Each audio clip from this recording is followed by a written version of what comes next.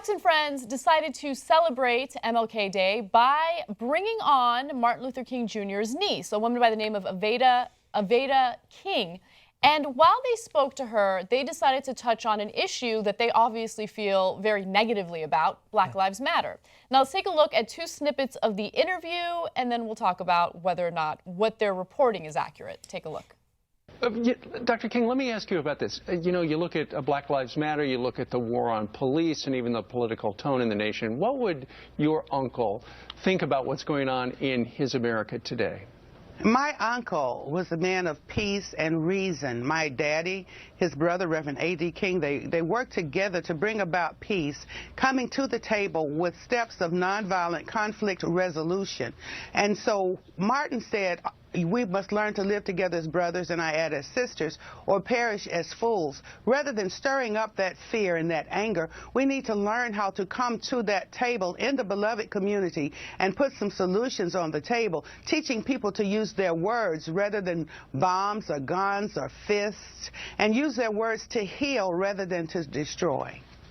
Absolutely. And in a nonviolent way, for sure. Dr. Alveda King, thank you so much for your time today. So Fox News has been very much against Black Lives Matter. They keep echoing this notion that all lives matter. Of course all lives matter, but the whole purpose of the Black Lives Matter movement is to raise awareness of the prevalence of attacks, shootings that are geared toward the Black community, right? So the reason why Black Lives Matter came about in the first place is because of things like Eric Garner, or situations like Eric Garner being placed in a chokehold and dying as a result of selling untaxed cigarettes, Tamir Rice getting shot and killed within 2 seconds because he was playing with a toy gun. These are all issues. Exactly, Freddie Gray is another one. I mean, the list goes on and on and on. And so that was the end of the interview, but there's a part that we're going to get to in just a second. First, let me get some initial thoughts from you guys. Well, the intentionally misunderstanding what Black Lives Matter means. That's what they're doing. They're intentionally not understanding it. Even though they've been corrected numerous times. Numerous times they've been corrected. So saying, when someone says Black Lives Matter and then your response is, hey, all lives matter, that's the equivalent of somebody saying, hey, I'm wearing a pink ribbon for breast cancer awareness. Hey, all cancers matter. That's the exact thing that you're doing. You're trying to do. No, we have a specific problem. We're talking about specifically. Of course, all lives matter, but white people aren't being shot at the same rate by cops as blacks, and we all know that there's a systemic problem. So they're doing that. So it's to the point where, you know, Fox News, it's just like, you can't parody them anymore. They're already, it's like that was like a joke. Like that's how you would write a joke sketch for them. It's like, well, they're all live. We're going to keep getting it wrong no matter how many fucking times. So that, and then, you know, why don't you just throw in Benghazi and climate change, and we got a full morning with those guys. Well, now you know their complete rundown for the day. How did you, you just predicted it. We should have guessed how they would cover MLK Day. I wouldn't have guessed that they would so blatantly that all of their programs would be about this, and not just them, but conservative radio programs. I think it was a very bad answer because she accepted the ridiculous framing and then went on and said, he says, what do you think about Black Lives Matter? What would he have thought about Black Lives Matter? Well, I think you should use words instead of bombs. Okay, but they're not using bombs and they're not using guns. Like she accepted, yes, they are murderous terrorists. I know, but you also have to understand that she's not a member of the media. She's not a politician. She's not used to the spin, right? So I don't begrudge her for answering the way that she did. She might have played into their framing, but I don't think she intentionally did that. I don't have much familiarity with her, but I have read that she has been on numerous times because she tends to be pretty conservative. Yes. And the thing is, she could have, where was the mention of, like, okay, don't use guns, but if anyone would have understood the lingering anger and rage against the system, it would have been my uncle. And that same system exists, and so of course something like Black Lives Matter is inevitable and necessary. And the fact but there was that nothing like Martin Luther King was targeted by the FBI, spied on by the FBI, every phone call he had was taped by the FBI. The fact that his constitutional right, all because why? Because he was standing up for Black lives.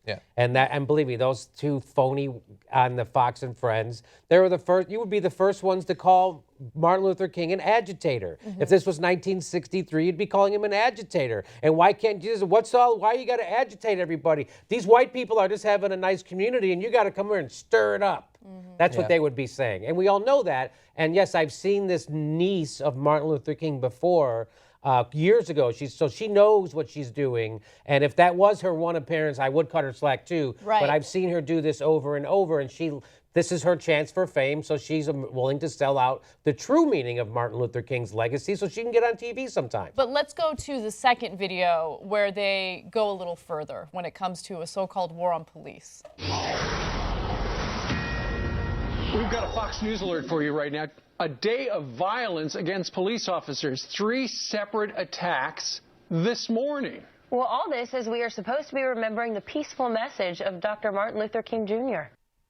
All this when we're supposed to be remembering the peaceful message of Dr. Martin Luther King Jr. What does that tell you? That tells you that the shooters in these stories are all black, right? Oh my God, look at these black people going after these cops and shooting and killing them. Of course cops have to shoot and kill unarmed black individuals. Look at how much of a threat they pose.